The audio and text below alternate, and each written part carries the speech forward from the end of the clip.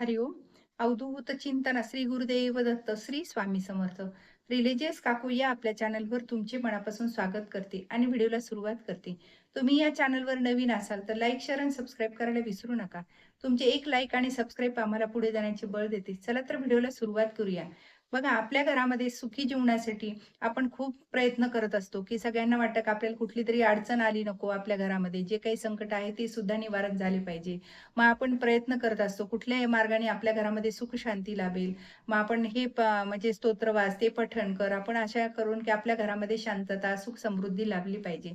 तर ह्यासाठी आपल्याला म्हणजे काही टिप्स पाहिजे आहेत. तर बघा, नोकरीत जर अडचण येत असेल तर आपल्याला गुरुचरित्राचा 14वा अध्याय जर वाचला तर नक्कीच आपल्या म्हणजे जे काही अडचणी असतील, जी म्हणजे सर्व्हिसमधली जी कुठल्या लग्नाची अडचण असेल तर ती निघून जाईल. तर तुम्ही हा 14वा अध्याय रोज आपल्याला पठण करायचं आहे. जोपर्यंत तुमची इच्छा पूर्ण होत नाही तोपर्यंत आपल्याला 14वा अध्याय पठण करायचा आहे. आणि हा 14वा अध्याय जेव्हा तुम्ही पठण करायला लागताल तर नक्कीच तुम्हाला लवकरात लवकर म्हणजे जे काही तुमचे सुरुवात जर केली तर तुम्हाला 8-10 दिवसाच्या आतच तुम्हाला गुण यायला लागेल. त्यामुळे हा 14वा अध्याय हा म्हणजे मेरुमणी आहे गुरुचा आपला. त्यामुळे 14वा अध्याय जर घेतला तर नक्कीच तुम्हाला यश प्राप्त होईल. आणि आपण घराबाहेर जाताना आपण देवाला नमस्कार करून आपल्या घराच्या बाहेर निघायचं आहे. कारण आपल्याला गुरुचं जर पाठबळ असेल, तर आपल्यावर बाहेर गेल्यानंतर आपल्याला माहिती नसतं, की आपल्याला कुठून संकट येईल. किंवा बघा, आता आपण चालताना चालतो तर आता खूप असं गाड्या जातात रस्त्याने येताना. कधी-कधी आपल्याला ती आपल्या जवळून जाते, कधी आपल्याला समोर येते की काय आपल्याला अशी भीती वाटायला लागते. पण हे आपल्याला गुरुचं जर पाठबळ असेल, तर नक्कीच आपल्याला आपले जे काही संकट असेल ते सुद्धा निवारण होतात. त्यामुळं आपण जाताना आपल्या गुरुला, आपल्या देवाला नमस्कार करून निघायचं आहे आणि आल्यानंतर सुद्धा आपण नमस्कार करायचा आहे, की धन्यवाद देवाला, की आपल्याला सुखरूप आपल्या घरी घेऊन आलाय. त्यामुळे आल्यानंतर सुद्धा आपल्याला देवाला नमस्कार करायचा आहे. आणि तिसरं म्हणजे आपल्याला जेव्हा आपण बाहेर जातो, तेव्हा आपल्या घरामध्ये देवाचा म्हणा, गुरुचा आपल्याकडे अंगारा असतो. तर ते अंगारा लावल्याशिवाय आपल्याला कधीही घराच्या बाहेर पडायचं नाही. कारण आपल्याला माहिती नसतं, की आपली कुठली जागा कशी आहे.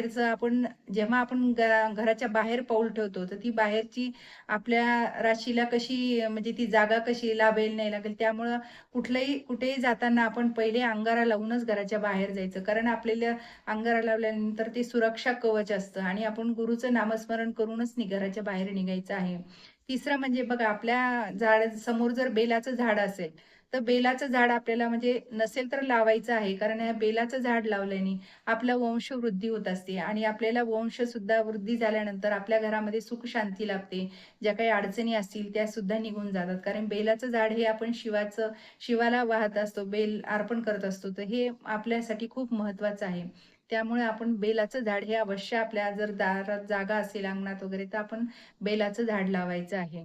आणि तिसरं म्हणजे घरात बघा, घरात जर आपण स्वच्छता ठेवली, तर नक्कीच आपल्या घरामध्ये लक्ष्मी सतत वास करत असते.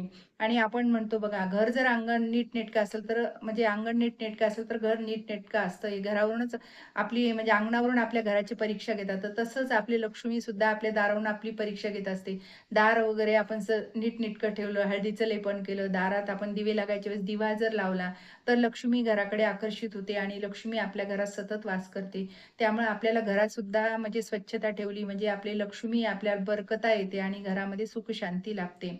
आणि संध्याकाळी सुद्धा आपल्याला उंबऱ्याजवळ दिवा आवर्जून लावायचा आहे. कारण आपण घरात तर देवाजवळ लावतोच, पण तुळशीजवळही लावतो आणि उंबऱ्याजवळ सुद्धा लावायचा आहे. कारण जेव्हा आपण दिवा लावतो, तेव्हा तर लक्ष्मी आपल्या घराकडे आकर्षित होते. पण जे काही बाहेरचं जे नकारात्मक वातावरण आहे, ते सुद्धा आपल्या घरामध्ये येणार नाही. जे दिवा लावतो तेव्हा आपल्या दारामध्ये सकारात्मक ऊर्जा असते, तर ती बाहेर आपल्या म्हणजे घरातून नकारात्मक ऊर्जेला येऊ देत नाही आतमध्ये. त्यामुळे दिवा आपल्याला कुठलाही दिवा लावा, तुम्ही तुपाचा लावा, तेलाचा लावा, पण दिवे लागायच्या वेळेस आपल्याला उंबऱ्यात एक दिवा लावायचा आहे. त्यामुळे या घरामध्ये सुद्धा आपल्याला सुख शांती प्राप्त होत असते. आणि घरामध्ये सुद्धा आपल्याला जे काही आपल्याला म्हणजे स्तोत्र पठण करायचंय, तर त्यांनी सुद्धा आपल्या घरामध्ये स्तोत्र पठण म्हणजे विष्णू सहस्त्रनाम असेल, श्रीसूक्त असेल किंवा रामरक्षा, हनुमान चालीसा जे आपण म्हणतो ते स्तोत्र जर म्हणले, तर घरामध्ये आपल्या सुरक्षा कवच तयार होतं आणि सकारात्मक ऊर्जा तयार होते. ह्यानी सुरक्षा कवच तयार झाल्यामुळे आपल्या घरामध्ये कुठलीही बाधा, कुठलेही जे काही दोष असतील, तर ते सुद्धा आपल्या घरामधले निघून जातात. कारण आपण जरी म्हणणं नाही झालं, तर तुम्ही मोबाईलवर सकाळ किंवा संध्याकाळी हे स्तोत्र पठण लावू शकता.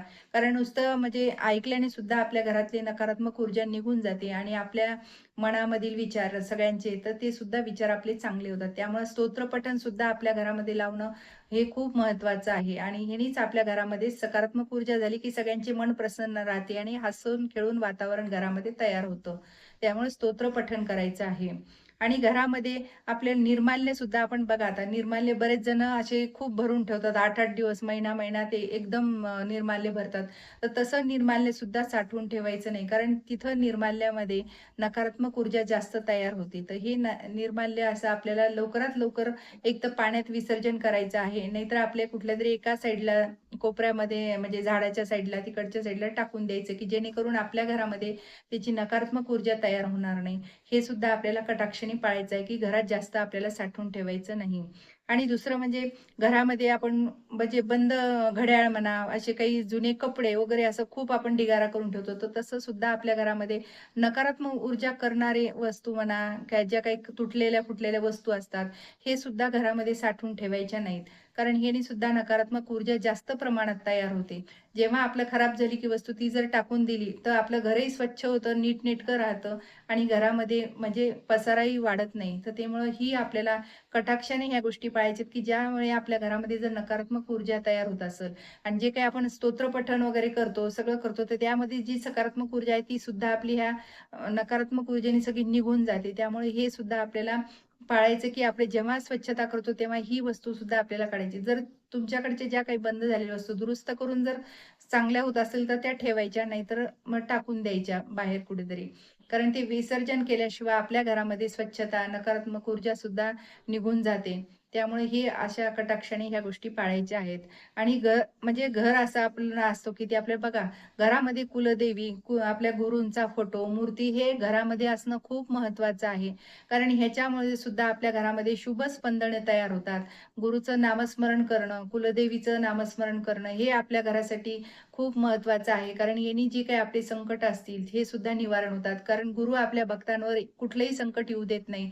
कारण नेहमी जर आपलं नामस्मरण असलं, तर घरामध्ये शुभ स्पंदनं तयार होतात आणि ह्याची आपल्याला म्हणजे ऊर्जा तयार होते घरामध्ये. तर ही ऊर्जा आपल्या घरामध्ये नकारात्मक ऊर्जेला येऊ देत नाही आणि आपल्यावरचे संकट सुद्धा टाळतात. तर हे आपल्याला असे छोटे-छोटे टिप्स आपल्याला काळजीनं घ्यायच्या आहेत. ज्या काही म्हणजे महत्त्वाच्या आहेत ह्याच्यामधले ज्या नकारात्मक ऊर्जेच्या आहेत, ते सुद्धा आपल्याला वस्तू टाकून द्यायच्या आहेत आणि ज्या काही आपल्याला पठण आहे, स्तोत्र, नामस्मरण हे आवर्जून आपल्या घरात करायचं आहे. हे केल्याने नक्कीच आपल्या घरामध्ये म्हणजे भरभराट येईल, सुख, शांती, ऐश्वर्य लाभेल आपल्या घरामध्ये. जी काही आपली प्रगती थांबलेली आहे, ती सुद्धा आपली प्रगती व्हायला लागते. कारण आपल्याला कळत नाही, छोट्या-छोट्या गोष्टीवरून जर नकारात्मक ऊर्जा जर आपल्या घरात आली, तर आपले जे कामं व्हायची ते सुद्धा कामं होत नाही आणि आपल्याला असं वाटतं, "अरे, सगळ्यांचं होतं, आपलंच का बरं होत नाही?" पण ही छोटी गोष्ट आपल्याला लक्षात येत नाही. आपल्या घरी जर कोणी आलं, तर त्याचा आपण म्हणजे आदर सत्कार केला पाहिजे. त्याला असं कुठलंही म्हणजे अनादर करू नये. कारण कोण कुठल्या रूपाने आपल्या घरी येईल, हे आपल्याला माहिती नसतं. त्यामुळे आपण आपल्या घरी त्याचा आदर सत्कार जर केला, चहा-पाणी विचारून हे करून, तर त्याचे आपल्याला शुभ आशीर्वाद मिळतात आणि आपल्या घराला काय नेमके आपल्याला आशीर्वादच प्राप्त पाहिजे असतात. त्यामुळे आपल्या घरामध्ये जे काही म्हणजे संचित आपलं वाढत जातं पुण्याचं. त्यामुळे हे कोणाचाही आपण आदर सत्कार केला पाहिजे. कोणाला आपण मोठ्या स्वरात बोलायला नाही पाहिजे. कोणाचा मान अपमान करायचा नाही. आणि असं गोरगरीब आले तर त्यांना आपण अन्नदान, कपडेदान हे करू शकतो. हे करायचं आहे. ते तुम्हाला यथाशक्ती जे करता येईल ते करायचंय. हे जर आपण छोट्या-छोट्या टिप्स जर पाळल्या तर नक्कीच आपल्या घरामध्ये सुख शांती येईल आणि जी काही आपल्या म्हणजे हसून खेळून वातावरण तयार होईल. ज्या काही आपल्या अडचणी त्या सुद्धा निघून जातील. श्री स्वामी समर्थ. जय जय स्वामी समर्थ. माझा जर व्हिडिओ तुम्हाला आवडल्यास लाईक, शेअर आणि सबस्क्राईब करायला विसरू नका.